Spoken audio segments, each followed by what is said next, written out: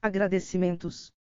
A Carla Moraday Tardelli por me desvelar a ideia de escrever um livro, e ao Rodney William por cuidar do meu Ori. A Joyce Bert, Isis Virgílio, Juliana Borges. Agradecimento especial ao Breno Tardelli, pela cumplicidade na escrita, na vida e no amor. E o risco que assumimos aqui é o do ato de falar com todas as implicações. Exatamente porque temos sido falados, infantilizados. Infans é aquele que não tem fala própria, é a criança que se fala na terceira pessoa, porque falada pelos adultos, que neste trabalho assumimos nossa própria fala. Ou seja, o lixo vai falar, e numa boa. Lélia Gonzalez. Racismo e sexismo na cultura brasileira. Djamila Ribeiro. O objetivo da coleção Feminismos Plurais é trazer para o grande público questões importantes referentes aos mais diversos feminismos de forma didática e acessível.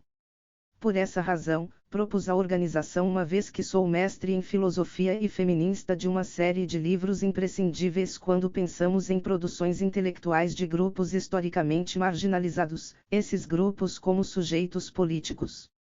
Escolhemos começar com o feminismo negro para explicitar os principais conceitos e definitivamente romper com a ideia de que não se está discutindo projetos.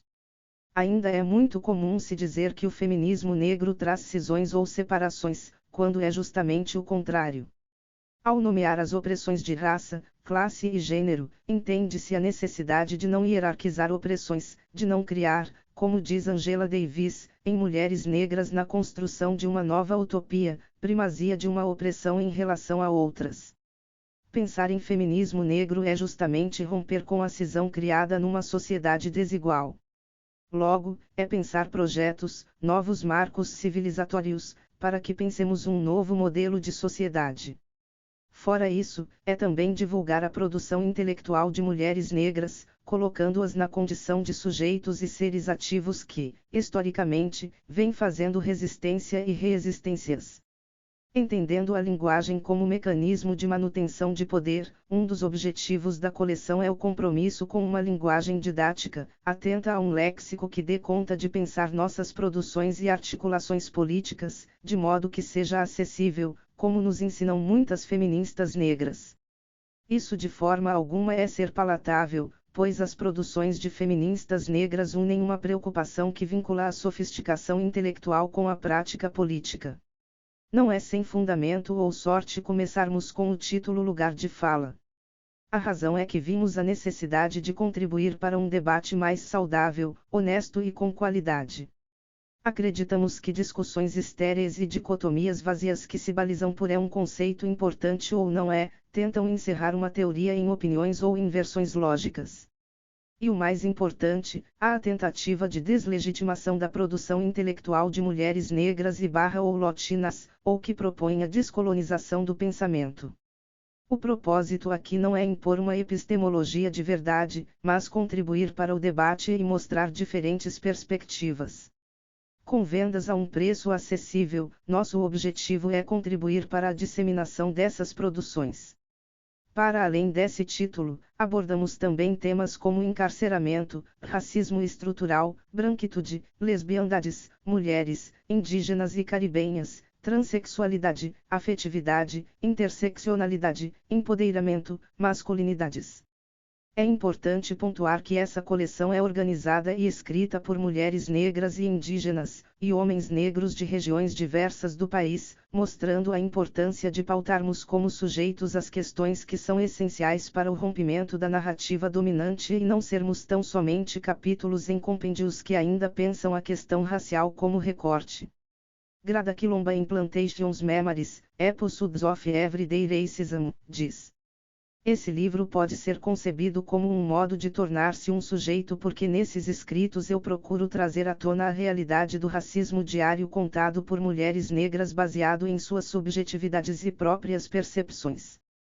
Quilomba, 2012, p. 12. Sem termos a audácia de nos compararmos com o empreendimento de Quilomba, é o que também pretendemos com essa coleção. Aqui estamos falando em nosso nome. Djamila Ribeiro. Antes de chegarmos ao que se entende sobre o conceito de lugar de fala propriamente dito, é importante falarmos dos percursos de luta e intelectuais de mulheres negras durante a história. A escolha por Sojourner Truth não é aleatória. Ao contrário, serve para nos mostrar que desde muito tempo as mulheres negras vêm lutando para serem sujeitos políticos e produzindo discursos contra-hegemônicos. Nascida em um cativeiro em Swarthekil, em Nova York, Isabella Balfrey decidiu adotar o nome de Sojourner Truth a partir de 1843 e tornou-se abolicionista afro-americana, escritora e ativista dos direitos da mulher. Em decorrência de suas causas, em 1851, participou da Convenção dos Direitos da Mulher, na cidade de Akron, em Ohio, nos Estados Unidos, onde apresentou seu discurso mais conhecido denominado E Eu Não Sou Uma Mulher. 2. Tal discurso, feito de improviso, foi registrado por Frances Geddes, feminista e uma das autoras do grande compêndio de materiais sobre a primeira onda feminista, denominado The History of Women's Suffrage. Porém, a primeira versão registrada foi feita por Marcus Robinson, na edição de 21 de junho de 1851, no The Anti-Slavery Bill 3. Bem, minha gente, quando existe tamanha algazarra é que alguma coisa deve estar fora da ordem. Penso que espremidos entre os negros do sul e as mulheres do norte, todos eles falando sobre direitos, os homens brancos, muito em breve, ficarão em apuros. Mas em torno de que é toda essa falação? Aquele homem ali diz que é preciso ajudar as mulheres a subir numa carruagem, é preciso carregar elas quando atravessam um lamaçal e elas devem ocupar sempre os melhores lugares. Nunca ninguém me ajuda a subir numa carruagem, a passar por cima da lama ou me cede o melhor lugar. E não sou uma mulher. Olhem para mim. Olhem para meu braço. Eu capinei, eu plantei, juntei palha nos celeiros e homem nenhum conseguiu me superar. E não sou uma mulher. Eu consegui trabalhar e comer tanto quanto um homem quando tinha o que comer e também aguentei as chicotadas. E não sou uma mulher. Pari 5 filhos e a maioria deles foi vendida como escravos. Quando manifestei minha dor de mãe, ninguém, a não ser Jesus, me ouviu. E não sou uma mulher. E daí eles falam sobre aquela coisa que tem na cabeça, como é mesmo que chamam? Uma pessoa da plateia murmura, intelecto. É isto aí, meu bem. O que é que isto tem a ver com os direitos das mulheres ou os direitos dos negros? Se minha caneca não está cheia nem pela metade e se sua caneca está quase toda cheia, não seria mesquinho de sua parte não completar minha medida. Então aquele homenzinho vestido de preto diz que as mulheres não podem ter tantos direitos quanto os homens porque Cristo não era mulher. Mas de onde é que vem seu Cristo? De onde foi que Cristo veio? De Deus e de uma mulher. O homem não teve nada a ver com ele. Se a primeira mulher que Deus criou foi suficientemente forte para, sozinha, virar o mundo de cabeça para baixo, então todas as mulheres, juntas, conseguirão mudar a situação e pôr novamente o mundo de cabeça para cima. E agora elas estão pedindo para fazer isto. É melhor que os homens não se metam. Obrigada por me ouvir e agora a velha Sojourner não tem muito mais coisas para dizer. Esse discurso de Truth, ainda no século XIX, já evidenciava um grande dilema que o feminismo hegemônico viria a enfrentar, a universalização da categoria mulher. Esse debate de se perceber as várias possibilidades de ser mulher, ou seja, do feminismo abdicar da estrutura universal ao se falar de mulheres e levar em conta as outras interseções, como raça, orientação sexual, identidade de gênero, foi atribuído mais fortemente à terceira onda do feminismo 4, sendo Judith Butler um dos grandes nomes. Entretanto, o que percebemos com o discurso de Truth e com as histórias de resistências e produções de mulheres negras desde antes do período escravocrata, e consequentemente com a produção e atuação de feministas negras, é que esse debate já vinha sendo feito. O problema, então, seria a sua falta de visibilidade. Essa discussão já vem sendo feita desde a primeira onda, como nos mostra Truth 5, assim como na segunda onda, como podemos ver nas obras de feministas negras como Bell Hooks 6, Audre Lorde, entre outras, apesar de não serem caracterizadas por esse tipo de reivindicação pela perspectiva dominante. Giovana Xavier, professora da Universidade Federal do Rio de Janeiro, UFRJ, e organizadora do Grupo de Estudos e Catálogo Intelectuais Negras Visíveis, reivindica a prática feminista como sendo negra. Em seu artigo denominado Feminismo, Direitos Autorais de uma Prática Linda e Preta 7, ela afirma: nesse diálogo, que também se refere a protagonismo, capacidade de escuta e lugar de fala, façamos-nos as perguntas: que histórias não são contadas? Quem, no Brasil e no mundo, são as pioneiras na autoria de projetos e na condução de experiências em nome da igualdade e da liberdade? De quem é a voz que foi reprimida para que a história única do feminismo virasse verdade? Na partilha desigual do nome e do como os direitos autorais ficam com as mulheres negras, as grandes pioneiras na autoria de práticas feministas, desde antes da travessia do Atlântico. Como herdeiras desse patrimônio ancestral, temos em mãos o compromisso de conferir visibilidade às histórias de glória e criatividade que carregamos. Esse turning point nas nossas narrativas relaciona-se com a principal pauta do feminismo negro, o ato de restituir humanidades negadas.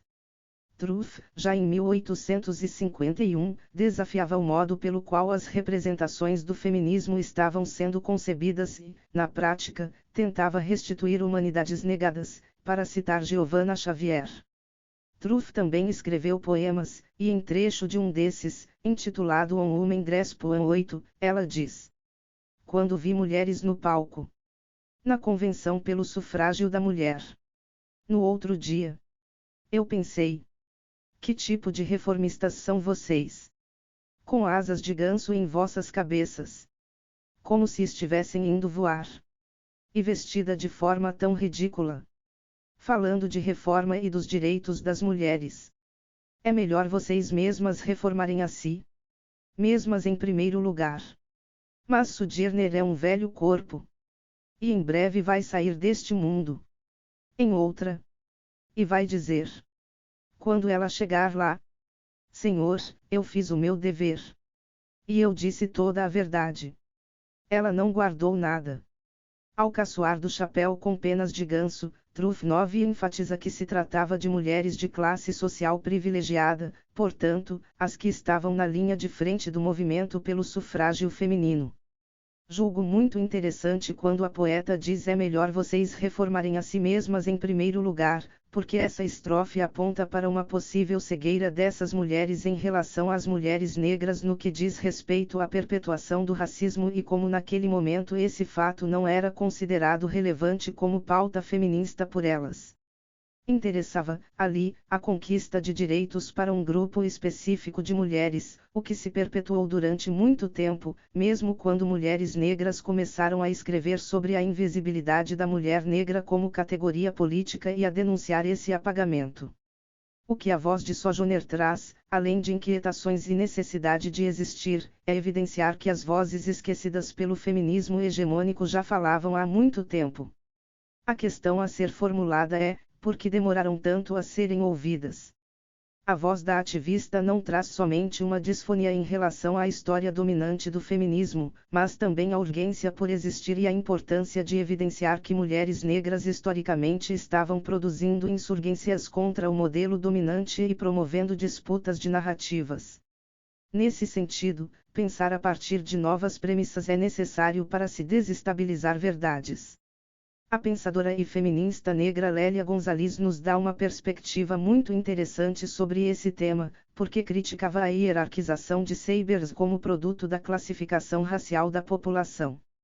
Ou seja, reconhecendo a equação: quem possuiu o privilégio social, possui o privilégio epistêmico, uma vez que o modelo valorizado e universal de ciência é branco. A consequência dessa hierarquização legitimou como superior a explicação epistemológica eurocêntrica, conferindo ao pensamento moderno ocidental a exclusividade do que seria conhecimento válido, estruturando-o como dominante e assim inviabilizando outras experiências do conhecimento. Segundo a autora, o racismo se constituiu como a ciência da superioridade eurocristã, branca e patriarcal. 10. Essa reflexão de Lélia Gonzalez nos dá uma pista sobre quem pode falar ou não, quais vozes são legitimadas e quais não são.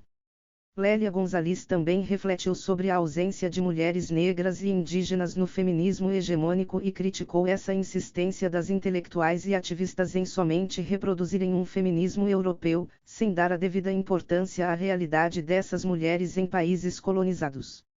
A feminista negra reconhecia a importância do feminismo como teoria e prática no combate às desigualdades, no enfrentamento ao capitalismo patriarcal e na busca por novas formas de ser mulher. Entretanto, Gonzalez afirmava que somente basear as análises no capitalismo patriarcal não dava conta de responder às situações de mulheres negras e indígenas da América Latina, pois, para a autora, faltava incluir outro tipo de discriminação tão grave quanto as outras citadas, a opressão de caráter racial. Gonzalez evidenciou as diferentes trajetórias e estratégias de resistências dessas mulheres e defendeu um feminismo afro-latino-americano, colocando em evidência o legado de luta, a partilha de caminhos de enfrentamento ao racismo e sexismo já percorridos. Assim, mais do que compartilhar experiências baseadas na escravidão, racismo e colonialismo, essas mulheres partilham processos de resistências. A pensadora também confrontou o paradigma dominante e em muitos de seus textos utilizou uma linguagem sem obediência às regras da gramática normativa 11, dando visibilidade assim ao legado linguístico de povos que foram escravizados. Os trabalhos e obras de Gonzalez também têm como proposta a descolonização do conhecimento e a refutação de uma neutralidade epistemológica. Importante ressaltar o quanto é fundamental para muitas feministas negras e latinas a reflexão de como a linguagem dominante pode ser utilizada como forma de manutenção de poder, uma vez que exclui indivíduos que foram apartados das oportunidades de um sistema educacional justo. A linguagem, a depender da forma como é utilizada, pode ser uma barreira ao entendimento e estimular criar mais espaços de poder em vez de compartilhamento, além de ser um entre tantos outros impeditivo para uma educação transgressora. 12. Gonzalez refletiu sobre o modo pelo qual as pessoas que falavam errado, dentro do que entendemos por norma culta, eram tratadas com desdém e condescendência e nomeou como português a valorização da linguagem falada pelos povos negros africanos escravizados no Brasil. É engraçado como eles, sociedade branca elitista, gozam a gente quando a gente diz que é Flamengo. Chamam a gente de ignorante dizendo que a gente fala errado. E de repente ignoram que a presença desse R no lugar do L nada mais é do que a marca linguística de um idioma africano, no qual o L inexiste. Afinal, quem é o ignorante? Ao mesmo tempo acham o maior barato a fala dita brasileira que corta os Rs dos infinitivos verbais, que condensa você em C, o está em tá e por aí afora. Não sacam que tão falando português. Gonzalez, 1984, p. 238. Lélia Gonzalez provoca e desestabiliza a epistemologia dominante, assim como Linda Alcoff. Em uma epistemologia para a próxima revolução, a filósofa panamenha critica a imposição de uma epistemologia universal que desconsidera o saber de parteiras, povos originários, a prática médica de povos colonizados, a escrita de si na primeira pessoa e que se constitui como legítima e com autoridade para protocolar o domínio do regime discursivo, analisando como é realístico acreditar que uma simples epistemologia mestre possa julgar todo tipo de conhecimento originado de diversas localizações culturais e sociais. As reivindicações de conhecimento universal sobre o saber precisam no mínimo de uma profunda reflexão sobre sua localização cultural e social. Alcoff, 2016, p. 131. Alcoff reflete sobre a necessidade de se pensar outros sabers. Pensando num contexto brasileiro, o saber das mulheres de terreiro, das ialorixás e babalorixás, das mulheres do movimento de luta por creches, lideranças comunitárias, irmandades negras, movimentos sociais, outra cosmogonia a partir de referências provenientes de religiões de matriz africanas, outras geografias de razão e sabers. Seria preciso, então, desestabilizar e transcender a autorização discursiva branca, masculina cis e heteronormativa e debater como as identidades foram construídas nesses contextos. Em Intelectuais Negras 13, Bell Hooks fala sobre o quanto as mulheres negras foram construídas ligadas ao corpo e não ao pensar, em um contexto racista. A pensadora afirma que a combinação entre racismo e sexismo implica sermos vistas como intrusas por pessoas de mentalidade estreita. Para além disso, a própria conceituação ocidental branca do que seria uma intelectual faz com que esse caminho se torne mais difícil para mulheres negras. Ultrapassando essa fronteira, Bell Hooks se define como uma intelectual, aquela que une pensamento à prática, para entender sua realidade concreta. Pensamento e prática aqui não são realidades dicotômicas, ao contrário, são dialéticas, conversam entre si. É muito comum feministas negras, como Bell Hooks, serem chamadas de identitárias, assim como vemos no debate virtual pessoas dizerem coisas como os movimentos identitários não discutem questão de classe, violentos identitários e por aí vai. Pessoas que se consideram progressistas se utilizando desse tipo de crítica para pessoas ligadas a movimentos negros, feministas, LGBT, certo? A autora que vos escreve conhece bem essa realidade. Linda Alcoff, novamente, nos provê uma reflexão muito interessante sobre isso. A filósofa panamenha chama a atenção para o fato de que, para descolonizarmos o conhecimento, precisamos nos ater à identidade social, não somente para evidenciar como o projeto de colonização tem criado essas identidades, mas para mostrar como certas identidades têm sido historicamente silenciadas e desautorizadas no sentido epistêmico, ao passo que outras são fortalecidas. Seguindo nesse pensamento, um projeto de descolonização epistemológica necessariamente precisaria pensar a importância da identidade, pois reflete o fato de que experiências em localizações são distintas e que a localização é importante para o conhecimento. Nossos argumentos poderão receber críticas de que mais uma vez estamos voltando à política identitária, que somos metafisicamente não sofisticados e politicamente retrógrados, uma crítica que também tem sido brandida da metrópole para as periférias da academia global. A crítica da política identitária tem mantido muitos escravos da acusação de um essencialismo político grosseiro e de falta de sofisticação teórica. Acredito que a inclinação anti-identidade tão prevalente na teoria social hoje é outro obstáculo ao projeto de descolonização do conhecimento, uma vez que isso debilita nossa habilidade de articular o que está errado com a hegemonia teórica do norte global. Além disso, muitas pessoas envolvidas em movimentos sociais por justiça têm aceitado a ideia de que a política identitária é algo diverso da luta de classes. Movimentos políticos baseados na identidade são por definição inclusivos em termos de classe, porém, mais do que isso, são vistos como sectários de uma agenda baseada em classes, como identidades propensas ao fetichismo, que apresentam identidades de um modo essencialista e ahistórico, obscurecendo o fato de as identidades serem produtos históricos e capazes de mudanças dinâmicas. Tais críticas à identidade são feitas pela direita, pelos liberais, pela esquerda, todos unidos na argumentação de que a política identitária fratura o corpo político, isto é, enfatiza as diferenças às custas das comunalidades e que seu foco sobre identidades só oferece uma política reducionista, que reduziria ou substituiria uma avaliação de uma visão política da pessoa por uma avaliação de sua identidade. Teóricos esquerdistas importantes como Zizek e Badiou têm recentemente se juntado àqueles que acreditam que, ao se propor a revolução social genuína, uma organização política baseada nas identidades deve ser minimizada. O problema que os teóricos esquerdistas apresentam em relação à política identitária, entretanto, não é somente em relação ao processo de como realizaremos a revolução, mas também sobre aquilo pelo que lutamos.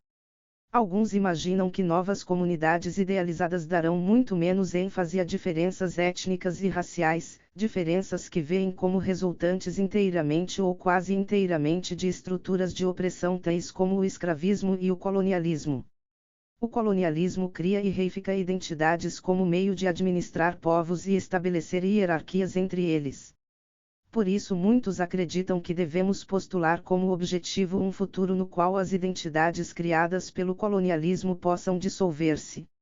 Alcoff, 2016, p. 137. Alcoff faz uma reflexão rica e sofisticada de como é preciso perceber como o colonialismo reifica as identidades e como não é possível fazer um debate amplo sobre um projeto de sociedade sem enfrentar o modo pelo qual certas identidades são criadas dentro da lógica colonial. Acusar-nos de aficionados por políticas identitárias é um argumento falacioso, isto é, quando se quer como dado aquilo que se deseja provar, pois o objetivo principal ao confrontarmos a norma não é meramente falar de identidades, mas desvelar o uso que as instituições fazem das identidades para oprimir ou privilegiar. O que se quer com esse debate, fundamentalmente, é entender como poder e identidades funcionam juntos a depender de seus contextos e como o colonialismo, além de criar, deslegitima ou legitima certas identidades. Logo, não é uma política reducionista, mas atenta-se para o fato de que as desigualdades são criadas pelo modo como o poder articula essas identidades, são resultantes de uma estrutura de opressão que privilegia certos grupos em detrimento de outros. Essa insistência em não se perceberem como marcados, em discutir como as identidades foram forjadas no seio de sociedades coloniais, faz com que pessoas brancas, por exemplo, ainda insistam no argumento de que somente elas pensam na coletividade, que pessoas negras, ao reivindicarem suas existências e modos de fazer político e intelectuais, sejam vistas como separatistas ou pensando somente nelas mesmas. Ao persistirem na ideia de que são universais e falam por todos, insistem em falar pelos outros, quando, na verdade, estão falando de si ao se julgarem universais. Agora vamos entender por que muitas feministas negras pensaram a categoria mulher negra. Essas reflexões vão nos ajudar a entender o conceito de lugar de fala. Eu não estou indo embora. Vou ficar aqui. E resistir ao fogo. Sojourner Truth 14. Falar a partir das mulheres negras é uma premissa importante do feminismo negro, como nos ensina Patricia Hill Collins, sobre a necessidade dessas mulheres se autodefinirem, assim como fez Lélia Gonzalez ao evidenciar as experiências de mulheres negras na América Latina e Caribe. Existe um olhar colonizador sobre nossos corpos, sabers, produções e, para além de refutar esse olhar, é preciso que partamos de outros pontos. De modo geral, disse que a mulher não é pensada a partir de si, mas em comparação ao homem. É como se ela se pusesse se opondo, fosse o outro do homem, aquela que não é homem. A filósofa francesa Simone de Beauvoir nos dá uma perspectiva interessante ao cunhar a categoria do outro, em O Segundo Sexo, de 1949, tomando como ponto de partida a dialética do senhor e do escravo de Hegel. Segundo o diagnóstico de Beauvoir, a relação que os homens mantêm com as mulheres seria esta, da submissão e dominação, pois estariam enredadas na má-fé 1/5 dos homens que as veem e as querem como um objeto. A intelectual francesa mostra, em seu percurso filosófico sobre a categoria de gênero, que a mulher não é definida em si mesma, mas em relação ao homem e através do olhar do homem. Olhar este que a confina a um papel de submissão que comporta significações hierarquizadas. Sob essa perspectiva, a filósofa funda a categoria do outro belvoiriano, explicando que essa categoria é tão antiga e comum que, segundo seu estudo, nas mais antigas mitologias e sociedades primitivas já se encontrava presente uma dualidade, a do mesmo e a do outro. Essa divisão não teria sido estabelecida inicialmente tendo como base a divisão dos sexos, pois a alteridade seria uma categoria fundamental do pensamento humano. Nenhuma coletividade, portanto, se definiria nunca como uma sem colocar imediatamente a outra diante de si. Por exemplo, para os habitantes de certa aldeia, todas as pessoas que não pertencem ao mesmo lugar são os outros, para os cidadãos de um país, as pessoas de outra nacionalidade são consideradas estrangeiras. Os judeus são outros para o antissemita, os negros para os racistas norte-americanos, os indígenas para os colonos, os proletários para as classes dos proprietários. Ao fim de um estudo aprofundado das diversas figuras das sociedades primitivas, Lévi-Strauss pôde concluir: a passagem do estado natural ao estado cultural define-se pela aptidão por parte do homem em pensar as relações biológicas sob a forma de sistemas de oposições, a dualidade, a alternância, a oposição e a simetria, que se apresentam sob formas definidas ou formas vagas, constituem menos fenômenos que cumpre explicar os dados fundamentais e imediatos da realidade social. Tais fenômenos não se compreenderiam se a realidade humana fosse exclusivamente um mito baseado na solidariedade e na amizade. Esclarece-se, ao contrário, se, segundo Hegel, descobre-se na própria consciência uma hostilidade fundamental em relação a qualquer outra consciência, o sujeito só se põe em se opondo, ele pretende afirmar-se como essencial e fazer do outro inessencial, o objeto.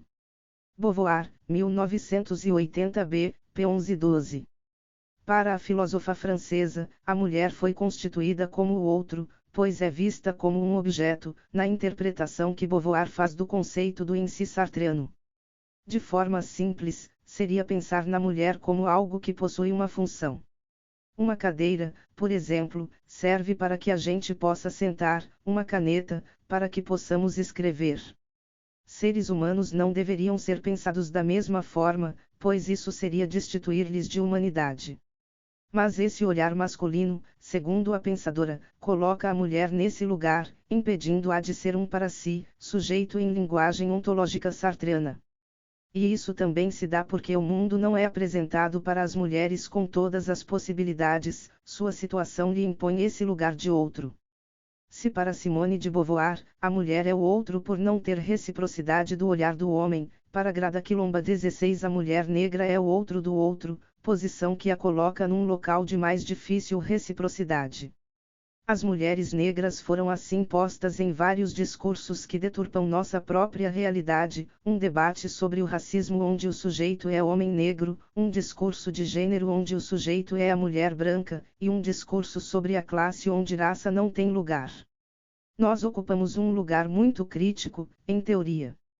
É por causa dessa falta ideológica, argumenta Raid Safia Mirza, 1997, que as mulheres negras habitam um espaço vazio, um espaço que se sobrepõe às margens da raça e do gênero, o chamado terceiro espaço. Nós habitamos um tipo de vácuo de apagamento e contradição sustentado pela polarização do mundo em um lado negro e de outro lado, de mulheres. Mirza, 19974, nós no meio. Este é claro, um dilema teórico sério, em que os conceitos de raça e gênero se fundem estreitamente em um só. Tais narrativas separativas mantêm a invisibilidade das mulheres negras nos debates acadêmicos e políticos. Quilomba, 2012, p. 56, 17. Para Quilomba, é necessário enfrentar essa falta, esse vácuo, que não enxerga a mulher negra numa categoria de análise. Quilomba sofistica a percepção sobre a categoria do outro, quando afirma que mulheres negras, por serem nem brancas e nem homens, ocupam um lugar muito difícil na sociedade suprematista branca, uma espécie de carência dupla, a antítese de branquitude e masculinidade. Por esse ponto de vista, percebe o status das mulheres brancas como oscilantes, pois são mulheres, mas são brancas, do mesmo modo, faz a mesma análise em relação aos homens negros, pois esses são negros, mas homens. Mulheres negras, nessa perspectiva, não são nem brancas e nem homens, e exerceriam a função de outro do outro 18. Percebemos, assim, que a pensadora discorda da categorização feita por Beauvoir. Para a filósofa francesa, não há reciprocidade, pois a mulher sempre é vista pelo olhar do homem num lugar de subordinação, como o outro absoluto, bem como essa afirmação de Beauvoir diz respeito a um modo de ser mulher, no caso, a mulher branca. Quilomba, além de aprofundar a análise, engloba a mulher negra em seu comparativo colocando que, nesse esquema, a mulher negra só pode ser o outro e nunca a si mesma. Para ela, existe um status oscilante que pode permitir que a mulher branca se coloque como sujeito, assim como o homem negro, entretanto a autora rejeita a fixidez desse status. Além de mostrar que mulheres possuem situações diferentes, Quilomba rompe com a universalidade em relação aos homens, também mostrando que a realidade dos homens negros não é a mesma da dos homens brancos, ou seja, evidencia que também em relação a esses é necessário fazer a pergunta: de quais homens estamos falando? 19. É muito importante perceber que homens negros são vítimas do racismo e, inclusive, estão abaixo das mulheres brancas na pirâmide social. Trazer à tona essas identidades passa a ser uma questão prioritária. Em sua análise, ao não universalizar nem a categoria mulher e nem a homem, Quilomba cumpre esse papel. Reconhecer o status de mulheres brancas e homens negros como oscilante nos possibilita enxergar as especificidades desses grupos e romper com a invisibilidade da realidade das mulheres negras. Por exemplo, ainda é muito comum a gente ouvir a seguinte afirmação: mulheres ganham 30% a menos do que homens no Brasil, quando a discussão é desigualdade salarial. Essa afirmação está incorreta. Logicamente não, mas do ponto de vista ético, sim. Explico: mulheres brancas ganham 30% a menos do que homens brancos. Homens negros ganham menos do que mulheres brancas e mulheres negras ganham menos do que todos.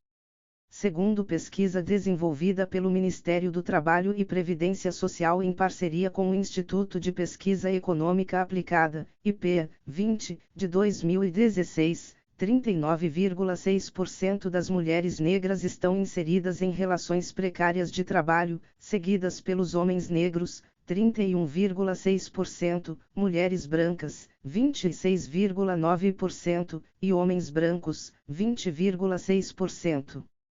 Ainda segundo a pesquisa, mulheres negras eram o maior contingente de pessoas desempregadas e no trabalho doméstico. Essa e outras pesquisas que pensam a partir dos lugares marcados dos grupos sociais conseguem estar mais próximas da realidade e gerar demandas para políticas públicas.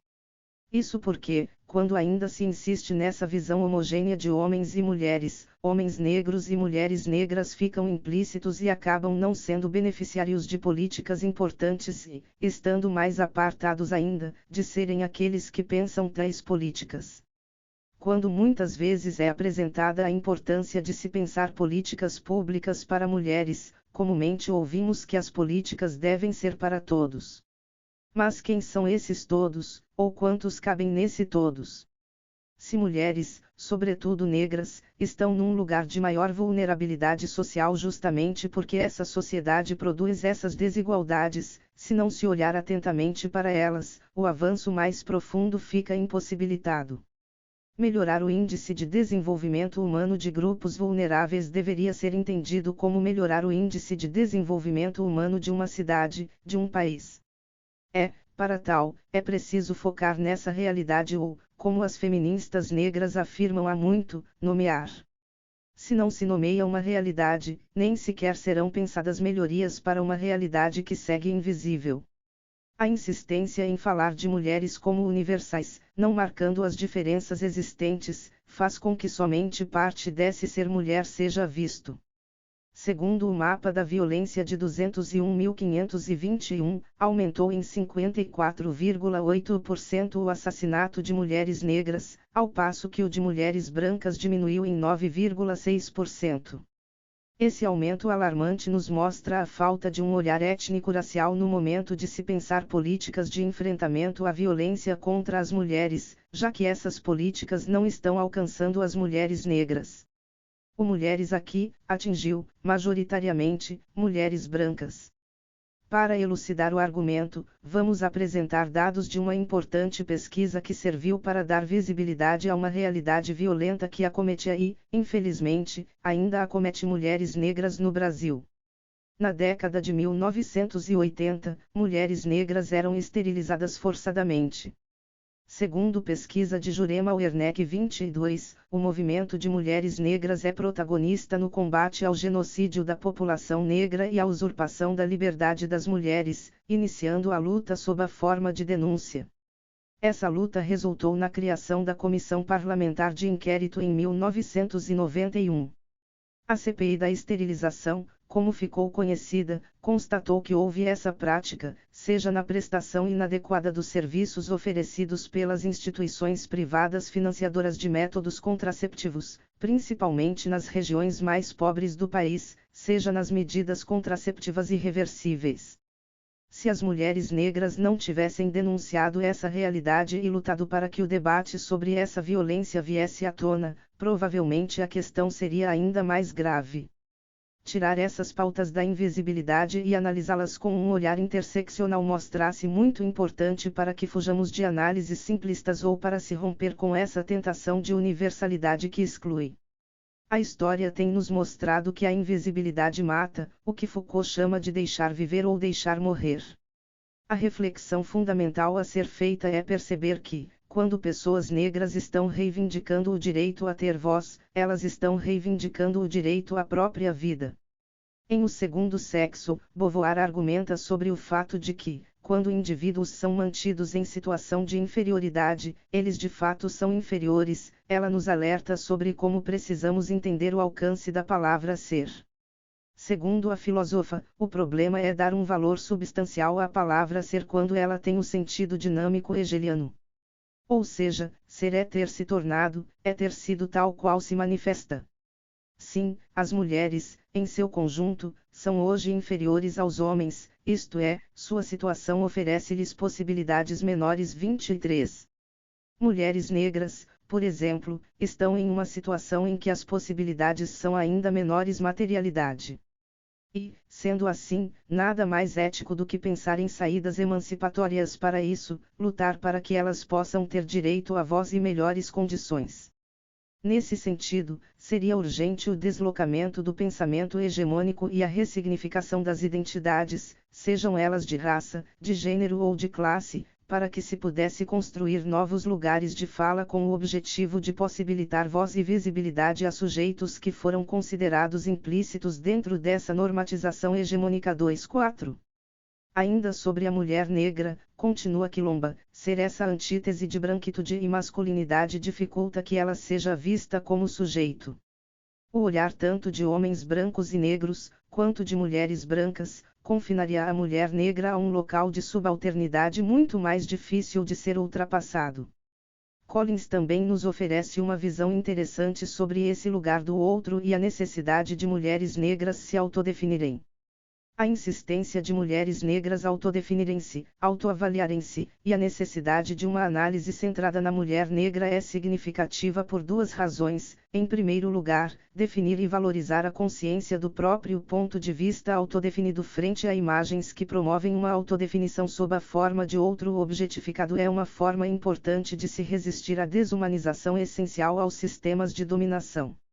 O status de ser o outro implica ser o outro em relação a algo ou ser diferente da norma pressuposta de comportamento masculino branco. Nesse modelo, homens brancos poderosos definem-se como sujeitos, os verdadeiros atores, e classificam as pessoas de cor e as mulheres em termos de sua posição em relação a esse eixo masculino branco.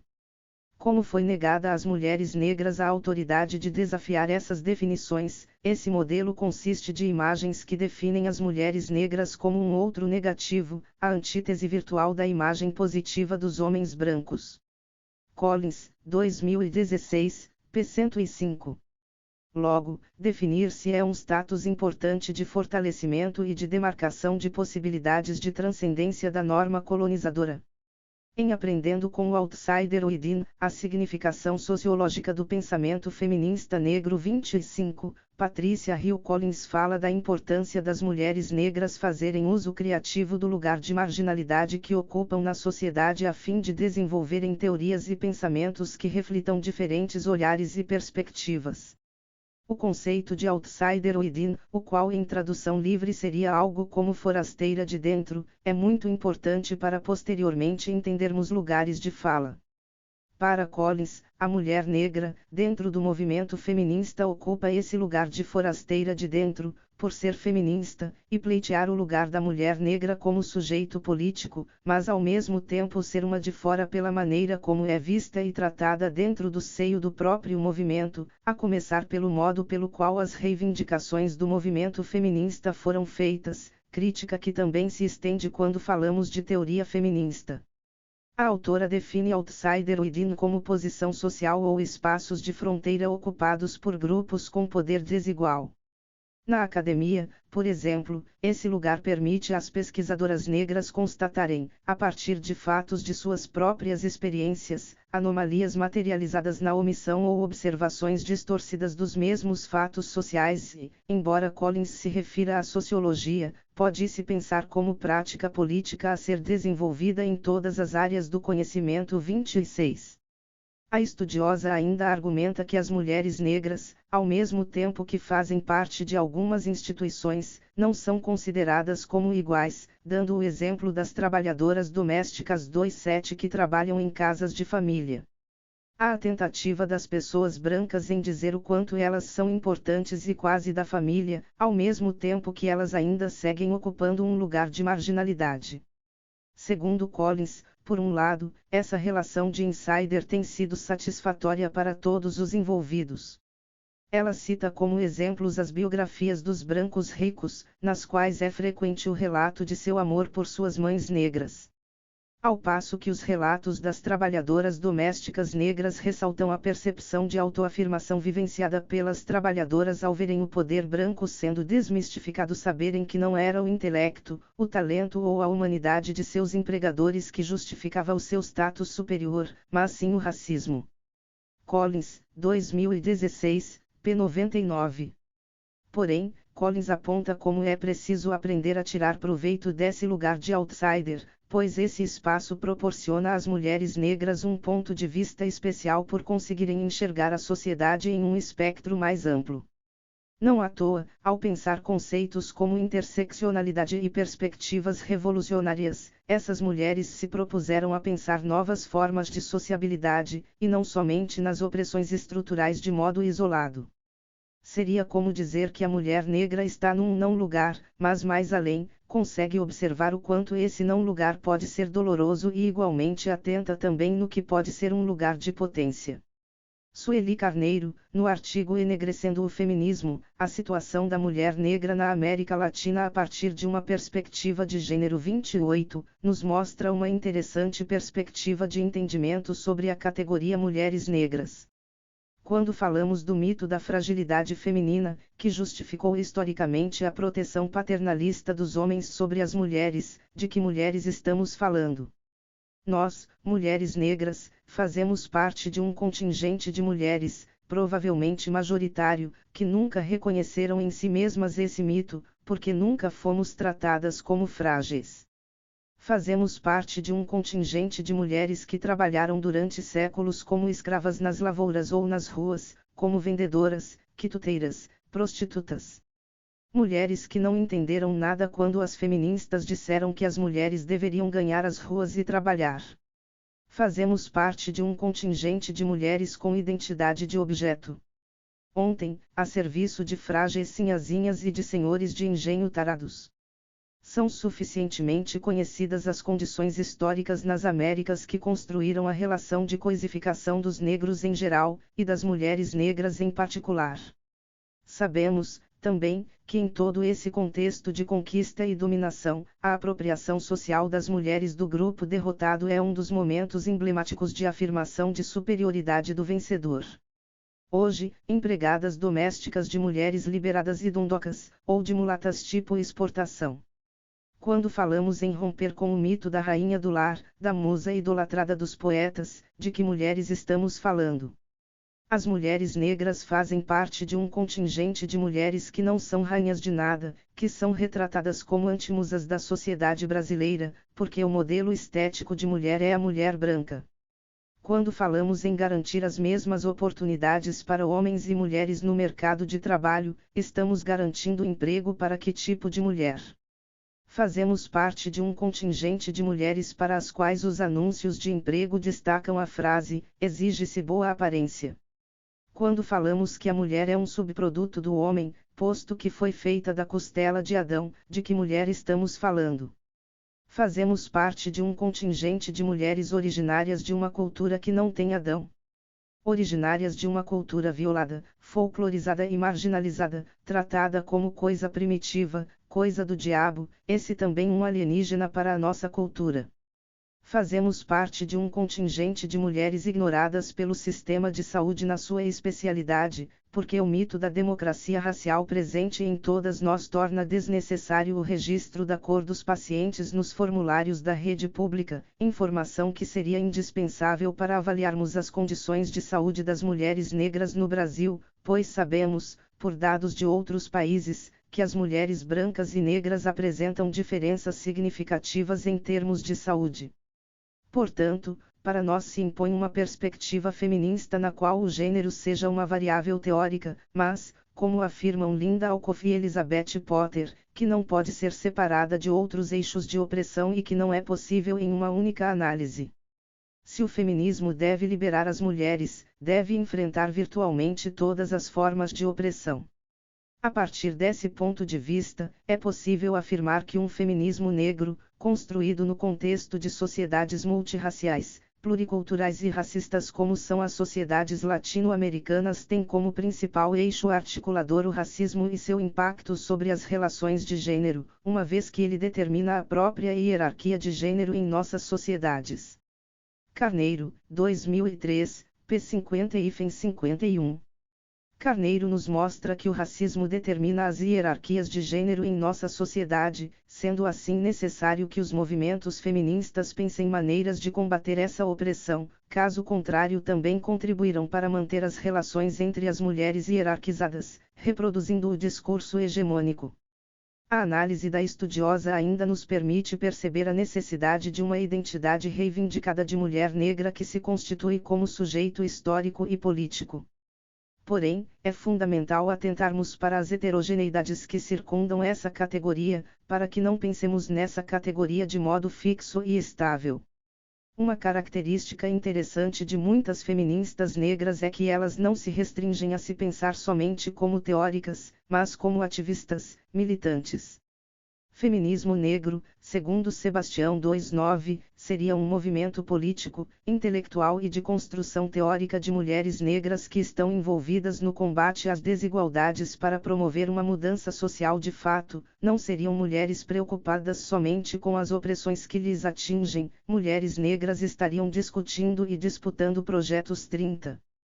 Audre Lorde, feminista negra caribenha e lésbica, também nos traz uma visão importante sobre a necessidade de lidarmos com as diferenças que nos circundam.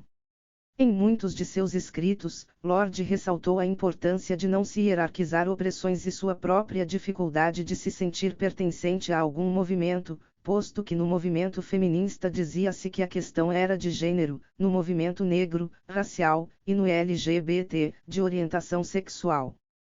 Como mulher, negra e lésbica, ela se via obrigada a escolher contra qual opressão lutar, sendo que todas a colocavam em um determinado lugar. A autora dizia que não podia negar uma identidade para afirmar outra, pois fazer isso não seria transformação real, e sim reformismo, assim como Sojourner Truth apontava no século XIX. Lorde enfatiza a importância de se ampliar o olhar e nos instiga a fazer o questionamento: até que ponto se legitima o poder que se condena? Em As Ferramentas do Mestre não vão desmantelar a Casa Grande 31, Lorde traz um olhar crítico e fundamental para se pensar as interseções e, como a própria autora enfatizava, matar a parte do opressor em nós.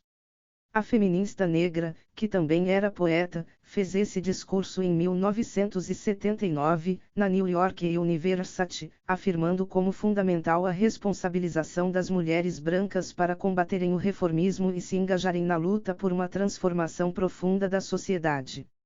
Audre Lorde nos instiga a pensar na necessidade de reconhecermos nossas diferenças e não mais vê-las como algo negativo. O problema seria quando as diferenças significam desigualdades. O não reconhecimento de que partimos de lugares diferentes, posto que experienciamos gênero de modo diferente, leva à legitimação de um discurso excludente, pois não visibiliza outras formas de ser mulher no mundo. Essa atenção ao que a autora chama de evasão de responsabilidade das mulheres brancas, por não se comprometerem com a mudança, pode ser entendida como uma falta de postura ética em pensar o mundo a partir de seus lugares. O fato de não demarcarem esses lugares e seguirem ignorando que existem pontos de partidas diferentes entre mulheres faz essas mulheres brancas continuarem ignorando a tarefa de se questionarem e, consequentemente, continuarem a reproduzir opressões contra mulheres negras ou contra, como Lorde chama no texto, aquelas que não são aceitáveis. Essas, de seus lugares sociais, sabem que sobreviver não é uma habilidade acadêmica. Tudo bem até aqui. Então agora vamos aprofundar o que seria lugar de fala. Por que eu escrevo? Porque tenho que. Porque minha voz, em todas suas dialéticas, foi silenciada por muito tempo. Jacó Sanla Rose 32. Todos os caminhos percorridos até aqui foram importantes para que pudéssemos ter um maior entendimento do que é lugar de fala. O lugar social que as mulheres negras ocupam e o modo pelo qual é possível tirar proveito disso nos apresenta uma trilha interessante. Esse percurso foi necessário porque existem muitas dúvidas em relação ao conceito. Antes de mais nada, é preciso esclarecer que quando utilizarmos a palavra discurso 33 no decorrer do livro e falamos da importância de se interromper o regime de autorização discursiva, estamos nos referindo à noção Foucaultiana de discurso. Ou seja, de não pensar discurso como amontoado de palavras ou concatenação de frases que pretendem um significado em si, mas como um sistema que estrutura determinado imaginário social, pois estaremos falando de poder e controle. Acredito que muitas pessoas ligadas a movimentos sociais, em discussões nas redes sociais, já devem ter ouvido a seguinte frase: fique quieto, esse não é seu lugar de fala, ou já devem ter lido textos criticando a teoria sem base alguma, com o único intuito de criar polêmica vazia. Não se trata aqui de diminuir a militância feita no mundo virtual, ao contrário, mas de ilustrar o quanto muitas vezes há um esvaziamento de conceitos importantes por conta dessa urgência que as redes geram. Ou porque grupos que sempre estiveram no poder passam a se incomodar com o avanço de discursos de grupos minoritários em termos de direitos. Antes de chegarmos a autoras como Grada Quilomba, Patrícia Hill Collins, Linda Alcoff e Gayatri Spivak, vamos abordar esse conceito por outras perspectivas. Não é a ênfase que pretendemos aqui, mas julgamos importante apresentar aos leitores e leitoras outras visões para enriquecimento conceitual. Em comunicação, o conceito de lugares de fala, segundo o artigo Lugares de Fala, um conceito para abordar o segmento popular da grande imprensa 34, seria um instrumento teórico-metodológico que cria um ambiente explicativo para evidenciar que os jornais populares ou de referência falam de lugares diferentes e concedem espaços diversos a falas das fontes e dos leitores. Amaral, 2005, p. 105. Ainda segundo o artigo 35. O aporte que propomos reconhece as implicações das posições sociais simbólicas do jornal e do leitor e incorpora a noção de mercado de leitores, a partir da ideia de que, para explicar o discurso, é preciso conhecer as condições de constituição do grupo no qual ele funciona. Amaral, 2005, p. 104. Nesse sentido dado pela comunicação, o conceito serviria para analisar que o lugar de fala da imprensa popular seria diferente do lugar de fala do que eles chamam de jornais de referência e, nesse artigo especificamente, mostrasse que esse lugar da imprensa popular vai além do sensacionalismo. Para a autora é necessário compreender as posições sociais e os capitais simbólicos de modos distintos. No lugar do sensacionalismo, rótulo que nos indica a intensidade de sensações geradas por estratégias como invenções, exageros, distorções e omissões, lugar de fala busca explicar por que a imprensa dirigida a esse público opera com modos de endereçamento distintos dos usados na imprensa de referência e constrói sua credibilidade de outras maneiras. Do nosso ponto de vista, o lugar de onde fala o segmento popular da grande imprensa é diferente do lugar de onde fala o segmento de referência. Amaral, 2005, p. 104. Percebemos, então, a tentativa de analisar discursos diversos a partir da localização de grupos distintos, e mais, a partir das condições de construção do grupo no qual funciona, existiria uma quebra de uma visão dominante e uma tentativa de caracterizar o lugar de fala da imprensa popular de novas formas. Interessante notar as similaridades com o que iremos focar. Para além dessa conceituação dada pela comunicação, é preciso dizer que não há uma epistemologia determinada sobre o termo lugar de fala especificamente, ou melhor, a origem do termo é imprecisa. Acreditamos que este surge a partir da tradição de discussão sobre feminist standpoint em uma tradução literal ponto de vista feminista diversidade, teoria racial crítica e pensamento decolonial. As reflexões e trabalhos gerados nessas perspectivas, consequentemente, foram sendo moldados no seio dos movimentos sociais, muito marcadamente no debate virtual, como forma de ferramenta política e com o intuito de se colocar contra uma autorização discursiva. Porém, é extremamente possível pensá-lo a partir de certas referências que vêm questionando quem pode falar. Há estudiosos que pensam lugar de fala a partir da psicanálise, analisando obras de Michel Foucault, de estudos de Linda Alcoff, filósofa panamenha, e de Gayatri Spivak, professora indiana, como em uma epistemologia para a próxima revolução e pode o subalterno falar, respectivamente. Aqui, pretendemos pensar a partir dessas autoras e, principalmente, de Patricia Hill Collins, a partir do Feminist Standpoint e Grada Quilomba, em Plantations Memories, Episodes of Everyday Racism.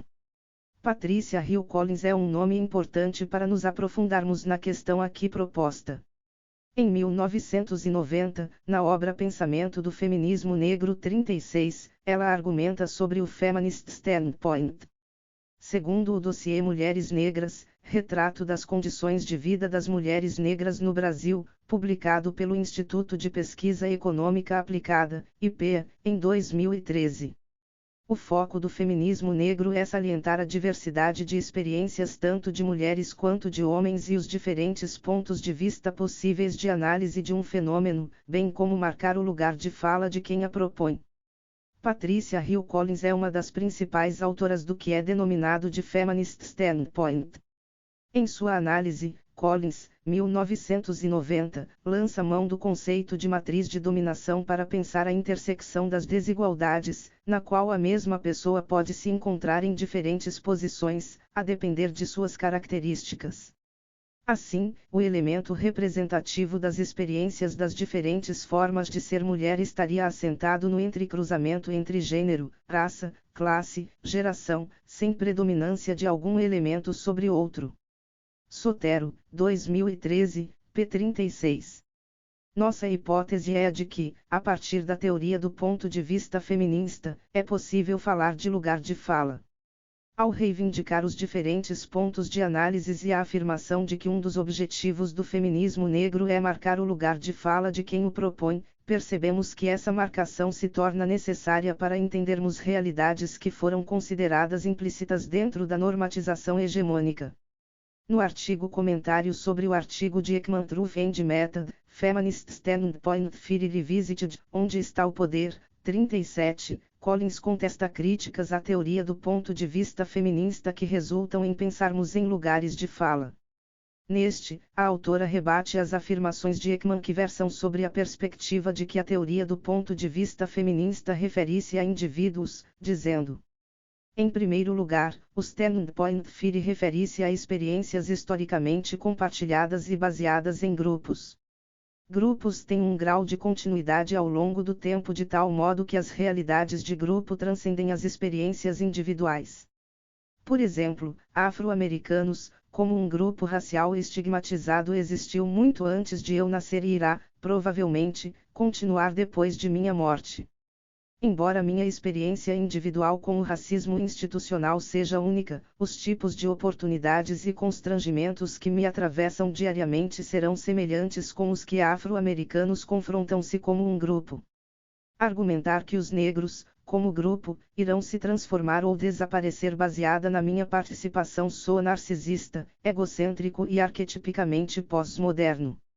Em contraste, a teoria do ponto de vista feminista enfatiza menos as experiências individuais dentro de grupos socialmente construídos do que as condições sociais que constituem estes grupos. Collins, 1997, p. 9. Como explica Collins, quando falamos de pontos de partida, não estamos falando de experiências de indivíduos necessariamente, mas das condições sociais que permitem ou não que esses grupos acessem lugares de cidadania. Seria, principalmente, um debate estrutural. Não se trataria de afirmar as experiências individuais, mas de entender como o lugar social ocupado por certos grupos restringe oportunidades. Ao ter como objetivo a diversidade de experiências, há a consequente quebra de uma visão universal.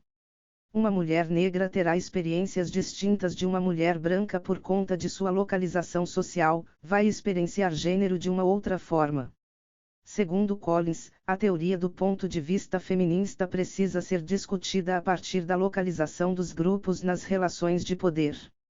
Seria preciso entender as categorias de raça, gênero, classe e sexualidade como elementos da estrutura social que emergem como dispositivos fundamentais que favorecem as desigualdades e criam grupos em vez de pensar essas categorias como descritivas da identidade aplicada aos indivíduos. 3.8. Ekman, em sua crítica a Collins, entendeu a teoria como uma multidão de vozes a partir das experiências dos indivíduos em vez de analisar as categorias que causam as desigualdades em que esses indivíduos se encontram. Collins utiliza como exemplo a segregação racial nos Estados Unidos e como esse fato histórico criou bairros segregados e, consequentemente, experiências distintas nos ambientes educacionais, de lazer, no sistema de saúde e, sobretudo, em relação às oportunidades de acesso a alguns espaços, como a academia. A autora segue em sua análise afirmando que mesmo as pessoas negras de classe média não estão isentas dos efeitos da discriminação de oportunidades geradas pela segregação racial e, por conseguinte, pela discriminação de grupo, e evidencia. É a localização social comum nas relações hierárquicas de poder que cria grupos e não o resultado de decisões coletivas tomadas por indivíduos desses grupos. Collins, 1997. A abordagem escolhida por Ekman de entender grupos como amontoado de indivíduos e não como individualidades em sua própria realidade 39, faz com que a autora tenha construído sua crítica de forma equivocada, segundo Collins.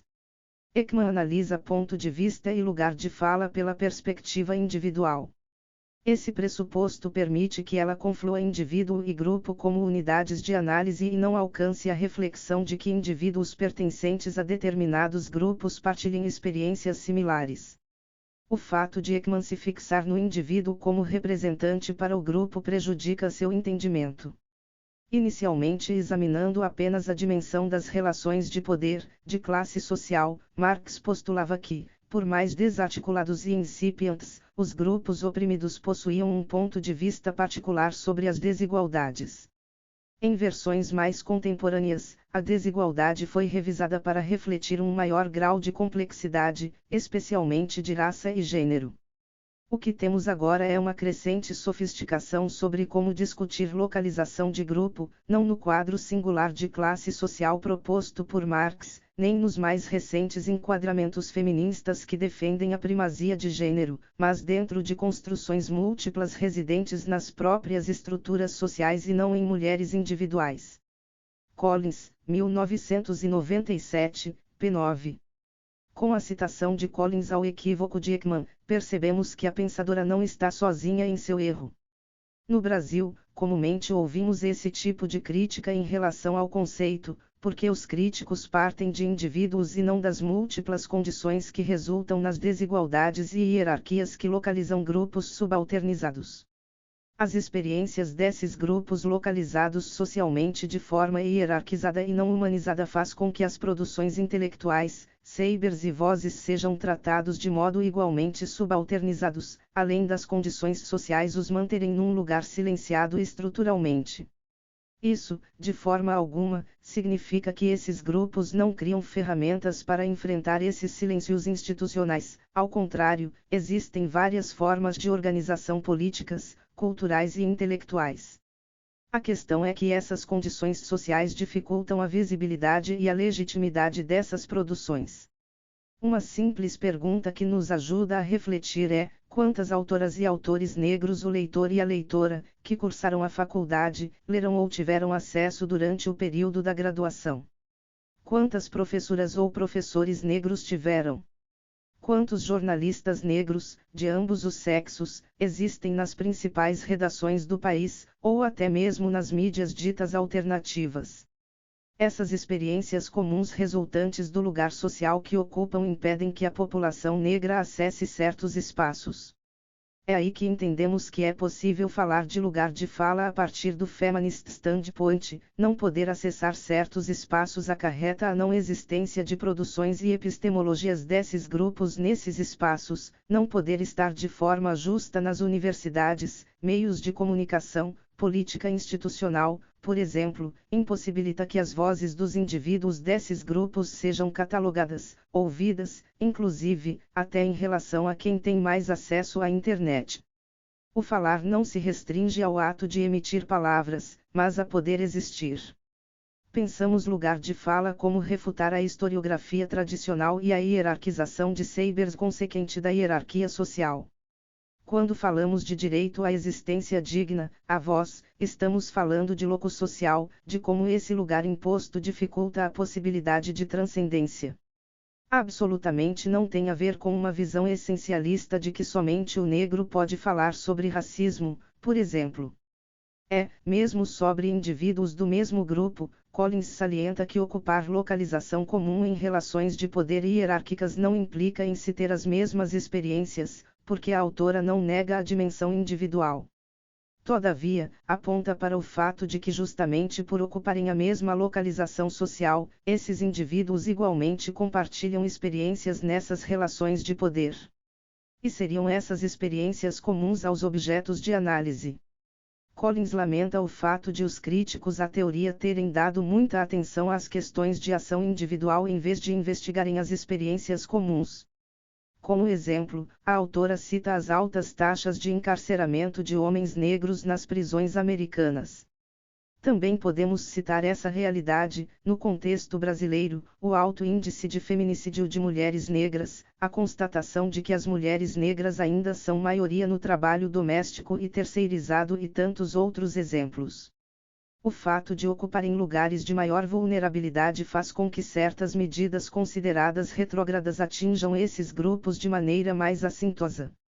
A reforma da Previdência, que caminha no Congresso sob a forma da proposta de emenda constitucional número 287, prevê aumentar o tempo de contribuição para 25 anos e a idade mínima para 65 anos para as mulheres. Essa medida não leva em consideração a divisão sexual do trabalho imposta em nossa sociedade.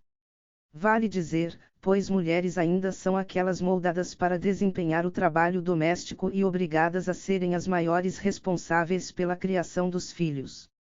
Mulheres, sobretudo, negras, partem de pontos diferentes e consequentemente desiguais. Houve uma manifestação, por parte de vários setores da sociedade, contra essa proposta, mas, para contextualizar, de forma geral, mulheres negras, antes da proposição dessa PEC, já tinham dificuldades em se aposentar. Por conta da informalidade de uma relação descontínua no mercado de trabalho e, no caso das empregadas domésticas, de não terem seus direitos garantidos. Esse grupo historicamente sempre se viu à margem. Para se ter uma ideia, de 2003 a 2014, segundo os dados da Pesquisa Nacional por Amostra de Domicílios Contínua, PNAD, do Instituto Brasileiro de Geografia e Estatística, IBGE, o contingente de empregadas domésticas sem carteira assinada que contribuíam para o INSS aumentou de 8% para 23% no período. Ainda assim, a categoria tem dificuldade em se aposentar por tempo de contribuição, pois o setor é marcado por grande informalidade. No último trimestre de 2016, 68,1% das trabalhadoras domésticas não possuíam carteira assinada. O mesmo raciocínio se aplica ao trabalho terceirizado para atividades meio. Existe um grande contingente de mulheres negras nessa relação de trabalho, sobretudo em funções de limpeza. As medidas contidas nessa proposta vão dificultar ainda mais a vida dessas mulheres, que já viviam uma realidade precária. Contudo, quando eram os grupos historicamente invisibilizados os atingidos, essas medidas não geravam comoção como tem gerado agora que passaram a contemplar outros grupos, como a classe média branca brasileira, por exemplo. Do mesmo modo, podemos apontar para a invisibilidade da produção de mulheres negras em cursos e faculdades, como colunistas de jornais e sites, em cargos da política institucional. Essas experiências compartilhadas refletem ainda a relevância da teoria. No debate virtual, aqui no Brasil, nos acostumamos a ouvir os mesmos equívocos de Ekman. Fulana está falando a partir das vivências dela, como se essas vivências, por mais que contenham experiências advindas da localização social de Fulana, se mostrassem insuficientes para explicar uma série de questões. Como defende Collins, a experiência de Fulana importa, sem dúvida, mas o foco é justamente tentar entender as condições sociais que constituem o grupo do qual Fulana faz parte e quais são as experiências que essa pessoa compartilha como grupo. Reduzir a teoria do ponto de vista feminista e lugar de fala somente às vivências seria um grande erro, pois aqui existe um estudo sobre como as opressões estruturais impedem que indivíduos de certos grupos tenham direito à fala, à humanidade. O fato de uma pessoa ser negra não significa que ela saberá refletir crítica e filosoficamente sobre as consequências do racismo. Inclusive, ela até poderá dizer que nunca sentiu racismo, que sua vivência não comporta ou que ela nunca passou por isso. E sabemos o quanto alguns grupos adoram fazer uso dessas pessoas. Mas o fato dessa pessoa dizer que não sentiu racismo não faz com que, por conta de sua localização social, ela não tenha tido menos oportunidades e direitos. A discussão é sobretudo estrutural e não pós-moderna, como os acusadores dessa teoria gostam de afirmar. O ponto é que ele